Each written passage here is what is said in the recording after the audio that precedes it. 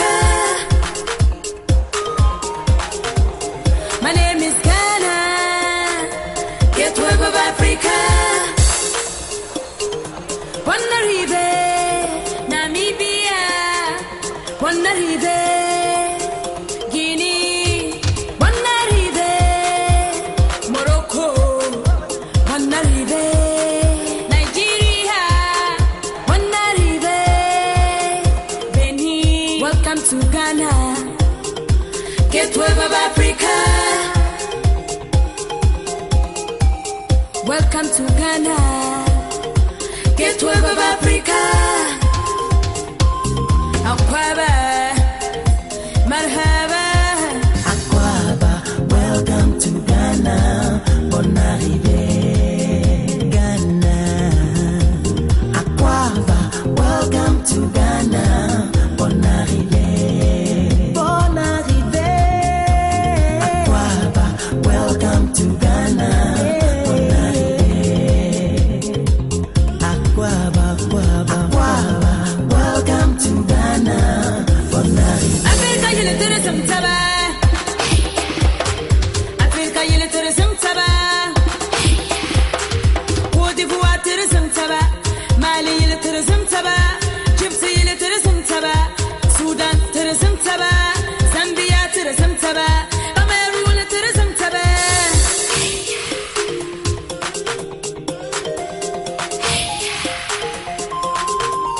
My name is Ghana, gateway of Africa.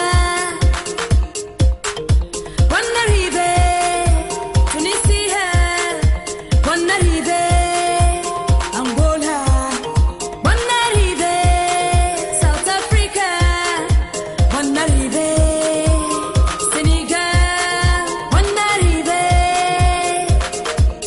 Welcome to Ghana, gateway of Africa.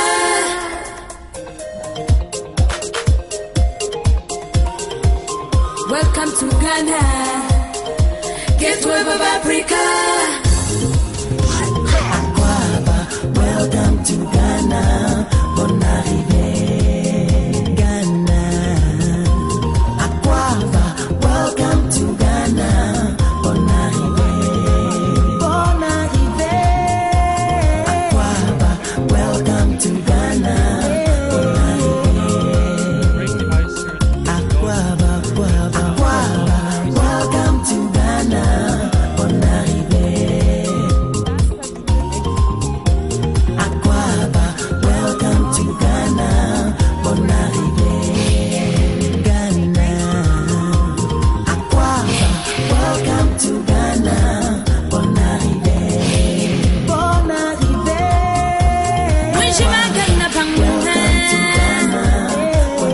It is no surprise that when we invited His Excellency the President to honor this program, he actually appointed his right-hand man, the very Honorable Elvis Ifriye Ankra, to deliver his speech.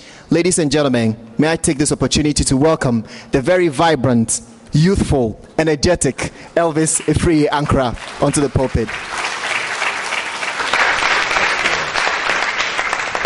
I want to go straight to my address. I'm reading on behalf of His Excellency the President, so everything that I read is good.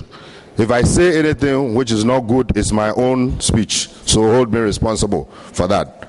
So I read the speech. It is my understanding that about 35 African diaspora from Germany, Denmark, USA, Netherlands, and the UK, as well as a delegation of the European Youth Parliament representing 8 European countries, are present here at the conference. I welcome all of you and wish you a successful conference. I commend the organizers, Youth Bridge Foundation, and all others that have supported this event. As a former parliamentarian, I have participated in such conferences, and I know the impact such events have had on me. I therefore entreat you to be fully engaged in the discussions and other planned activities. This is our president talking, that he built his capacity through conferences. So you should take the conference serious. You never know, maybe one day you also become a member of parliament, a vice president or president. I wish to start my speech by stating that as young people, you are change agents and therefore have a responsibility to contribute to the development of your communities and nations. Society and the world need you to use your energies to positively contribute to development. When I received the invitation to open this conference, I recalled that in 2009, as Vice President of Ghana, I had promised Ghana's launch of the National Youth Policy in response to calls from the youth. I later received a communique from this forum highlighting issues that needed to be addressed by government, and we remain committed to them. Exactly 1 year later on August 12, 2010, my promise was honored when the National Youth Policy was duly launched by me at the forecourt of Elmina Castle. There, I had the pleasure of interacting with some of the conference delegates present here today. At the time, I remember that the ratification of the African Youth Charter was one of the priority issues highlighted in the communique presented to me, and I indicated that the government will take the needed steps to ratify the charter. In October of the same year, the Parliament of Ghana ratified it. I have recounted some of these events to demonstrate government's commitment to addressing the concerns of the youth. I know that not all of you are from Ghana, but as a leader, I have on different occasions participated in meetings where heads of states have pledged their commitment to dealing with issues of youth education, employment, migration, environment, and natural resources management, among others. The world today is populated by about 7 billion people, with 1.8 billion considered to be youth. Out of the 7 billion, it is estimated that about 1.1 billion are in Africa, with nearly 65% of them being below the age of 35 years. The continent of Africa is described as one of the most youthful continents in the world, and it is projected that by 2050, 1 in every 4 workers in the world would be in Africa. In Ghana, the 2010 Population and Housing Census report indicates that about 70% of the population is made up of young people, comprising 35.1% of 15 to 34 years and 35.3% below 15 years. Significantly, in Ghana's 2012 elections, available statistics indicate that about 58.2% of registered voters were between the ages of 18 and 35 years. So it means that young people are kingmakers in the political environment. Welcome to Ghana, bon arrivé, Ghana, Aquaba. Welcome to Ghana, bon arrivé.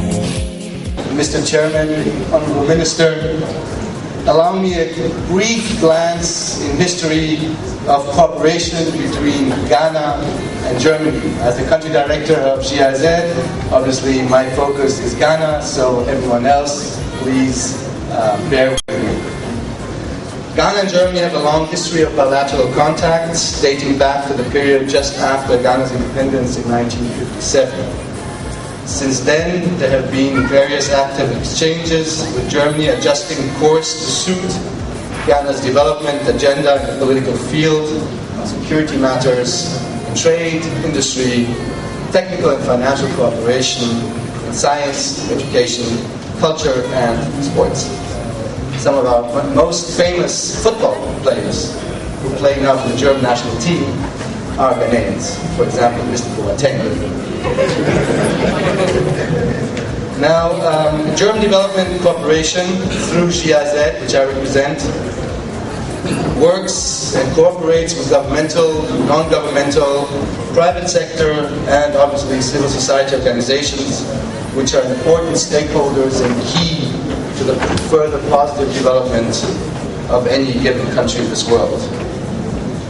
Coming to this conference, the initiative Commitment for Africa, funded by the German Federal Ministry for Economic Cooperation and Development, B&Z, I'll spare you the German wording, seeks to support civic engagement under the hypothesis that commitment is even stronger and more sustainable when it is stimulated by civil society peer groups that cooperate at local and international levels. It is a peer-to-peer partnership between two organizations that actively promote the participation of the youth in politics. The Youth Bridge Foundation and here in Africa, and the Schwarzkopf Foundation in Europe. To this effect, a joint project has been developed to facilitate exchanges between young people from Africa and Europe, thereby enhancing the opportunities for dialogue and political debate, deepening the understanding of challenges they both face in both our continents. A minute, this is not very practical. Strengthening cooperation and thus strengthening the bonds between the youth of our two continents. I like that very much when you said, Madam, we are all coming home, and indeed, this is how I, especially in my family, feel when I'm here in Africa. Translated into concrete activities, 10 delegates from the European Youth Parliament are participating here in this year's African Youth and Governance Conference together with their African counterparts. It is envisaged that this project will create innovative formats for the youth to exchange experiences and ideas in the future. This platform provides the youth with opportunities to voice their problems and needs. Moreover, it encourages working together on solutions as a crucial contribution, ensuring that the potentials of young people are harnessed and thus included in governmental policies. Ultimately, benefiting the sustainable development of society, both here and in our aging continent, Europe. And it is in line with this that this conference was organized, bringing you together to deliberate on ways to tackle the issues you consider as priority and transmit the message to those now in power. The presence of these distinguished personalities, I've seen that during the whole day you had higher-level politicians with you, and other personalities, and also the presence of tonight's of the Honourable Minister shows that the older youth are ready to hear and interact with you. My name is Ghana, yes, wave of Africa.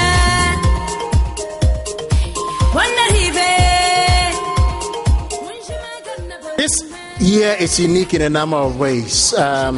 This year marks the 50th anniversary, as Ajua rightly mentioned, of the AU, and a lot of discussions are ongoing. It also marks the 5th anniversary of the African Youth and Governance Conference initiative, traveling the rough road.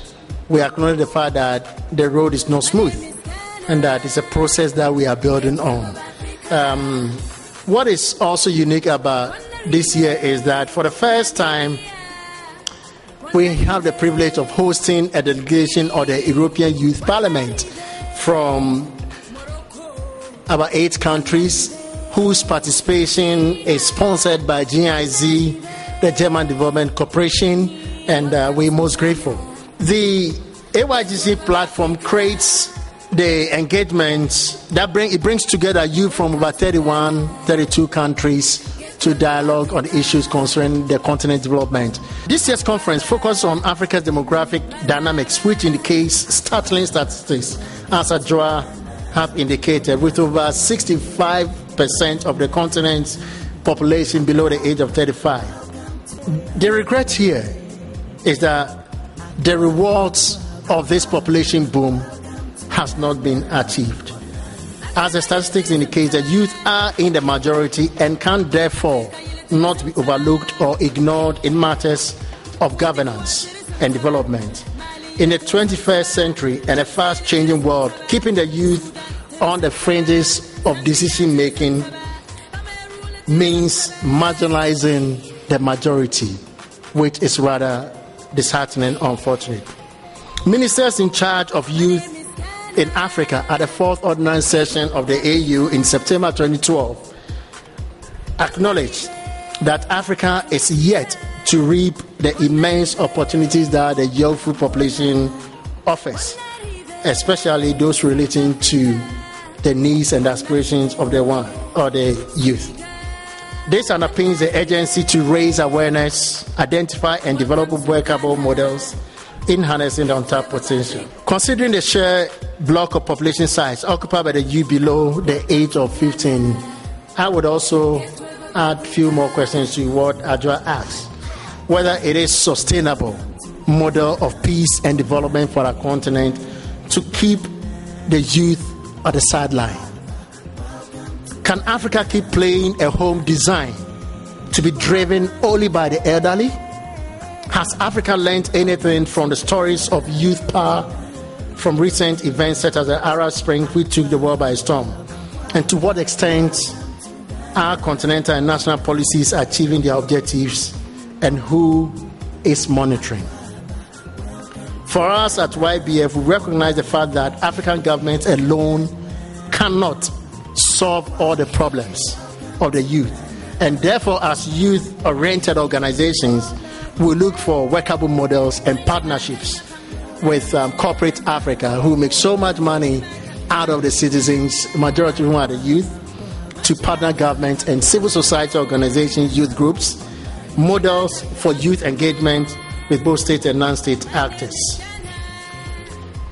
As we discuss the Africa we want, in the light of the post-2015 agenda, I urge all delegates to put on a curious mind, dissect the issues, and play a role in contributing to defining a roadmap that will harness the potential of Africa.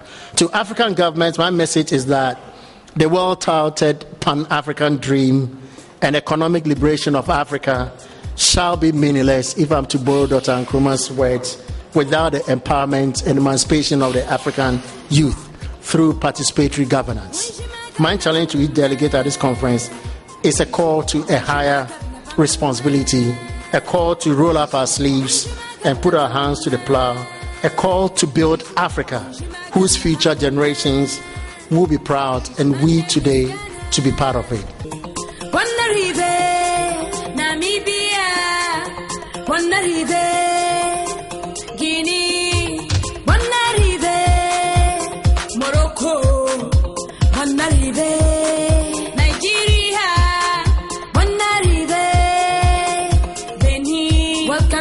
My name is Stefan, and this is my colleague Jacob, and we both work for the International Office of the European Youth Parliament.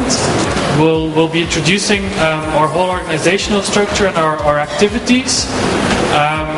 And I mean, we will try and both highlight our successes, but we'll also aim to highlight, where we're also struggling. Of course, I'm sure that you encounter slightly different or bigger problems in your country than we do, so we really have nothing to complain about. But I just want to make sure that it's open and that we can kind of share ideas and comments here.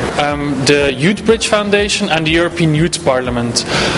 Technically, the European Youth Parliament is a program of the Schwarzkopf Foundation, which is a foundation in Germany. And so those two foundations are now starting up a partnership. The partnership has started now with first exchanges. So we had people from the Youth Bridge Foundation, including Seth, who joined us at one of our events, one of our big international sessions in Munich last April.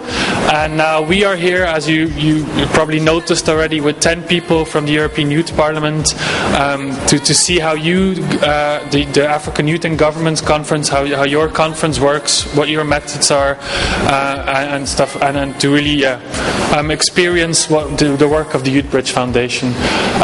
What's planned in the future is quite interesting, I think, that we hope to set up 2 sessions. So one with our kind of concept, a Euro-African Youth Parliament session in Berlin, and then we also hope to set up another conference here in Accra in this format, but also with mixed participants, so an African-European Youth and Government Conference. All of this is supported by the GZ, development agency. Tony from the GZ is here, and they are supporting this whole project. And for them, it's a pilot project where they aim to make partnerships between NGOs from Africa and NGOs from Europe, mostly German NGOs, and kind of partner them up and see how that partnership develops and how that can be a mutually beneficial thing. The next slide, please. Now, what is the EYP? We call it EYP short because if you have to say European Youth Parliament every time, it takes quite some time. So what is the EYP?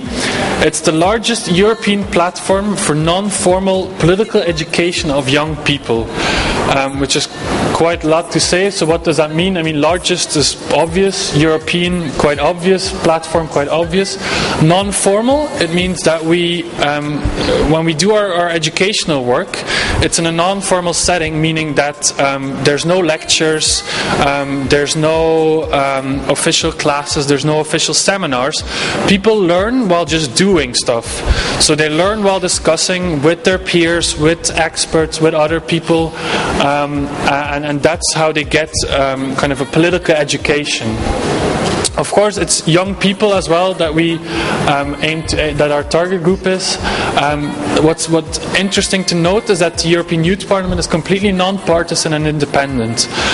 So as an organization, we will never take a political stance. We will never...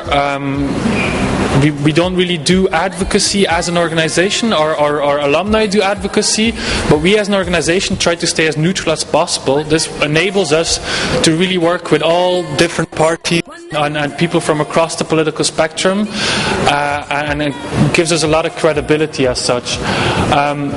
We encourage young people really to think independently about really urgent socio-political questions. We encourage them to get active in their society through our activities, and in this way young people learn the kind of skills, both professional, cultural skills that they need to become successful in life.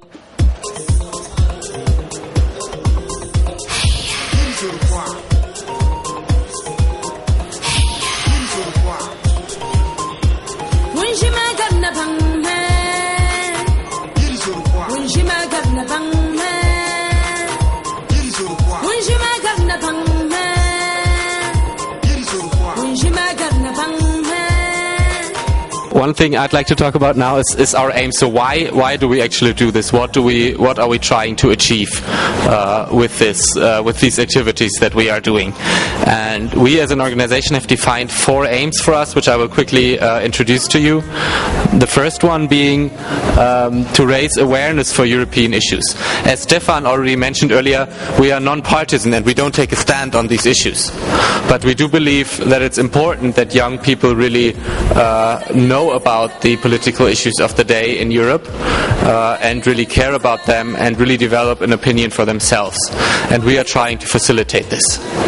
We also one problem is that many people are aware maybe of local issues, of local problems, maybe of national problems, but at least in Europe, I don't know how this is in Africa, but very often they're not very aware of the European problems, of the common big problems on that the whole continent faces. So we're trying to raise some awareness for that.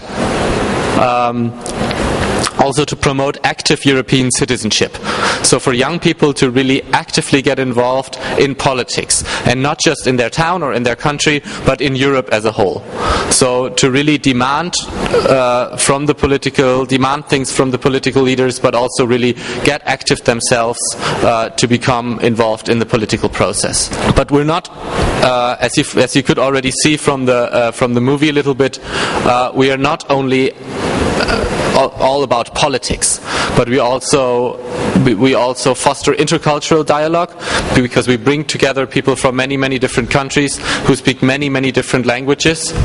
We do intercultural events. We have a special cultural programs to showcase the different cultures of the countries. So we want to really also foster the intercultural dialogue within Europe.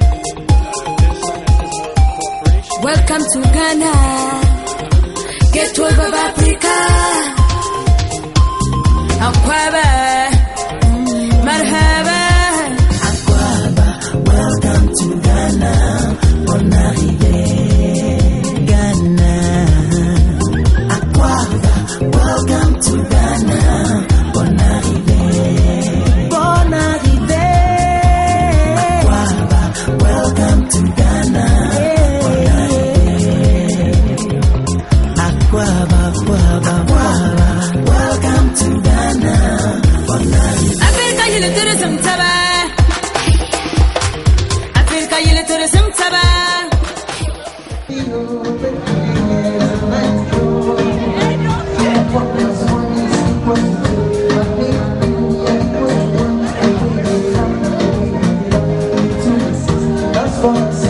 There's no delay, every day I want to share. But now with you, anything you want, I will do. There'll be no more problems if you need to love me, baby.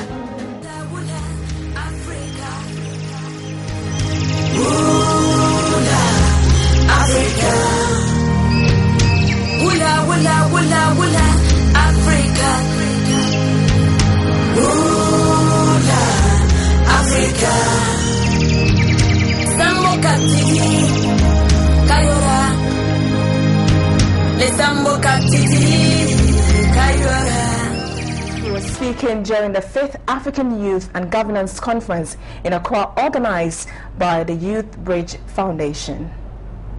Since its inception in 2009, the African Youth and Governance Conference has provided a platform for young Africans to deliberate on issues affecting the continent. This year's conference focused on Africa's demographic dynamics, which indicates stat-linked statistics on youth population.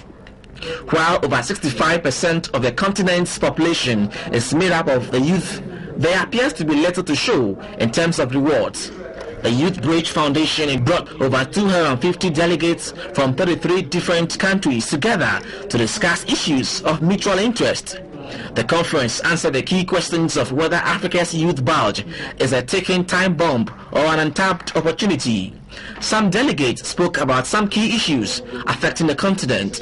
Young people, I think, should not wait for anyone to give them a place in society, but they should act themselves. They should be proactive.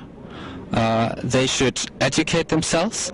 They should know about the political issues of the day, and they should really try to get involved in society and in politics. We have also come to agree that the issue about disability, especially youth with disability, have to be tackled alongside the able-bodied compatriots. Executive Director of the Youth Bridge Foundation, Seth Oten, said the proverbial African saying that young people can be seen and not heard is no longer acceptable. For the youth to be able to make a call for their inclusiveness in governance, they need to understand and appreciate that these are their rights. That is the head we're making. We build their capacity, made them understand, getting the policymakers to understand and to appreciate. Earlier, some delegates, including members of the European Youth Parliament and some Africans from the diaspora community in Germany, called on the Minister of Youth and Sports, Elvis Efriyankra, in his office. An educated, enlightened, prosperous Africa will serve European interests better, because that is where the goods and services that you produce, you have a market for it. If people are not reading, they cannot buy phones. And in the same way, the resources that are in this continent, if they are better harnessed, packaged, it will make the world a better and a safer place for all of us. Okay, I have a picture in there.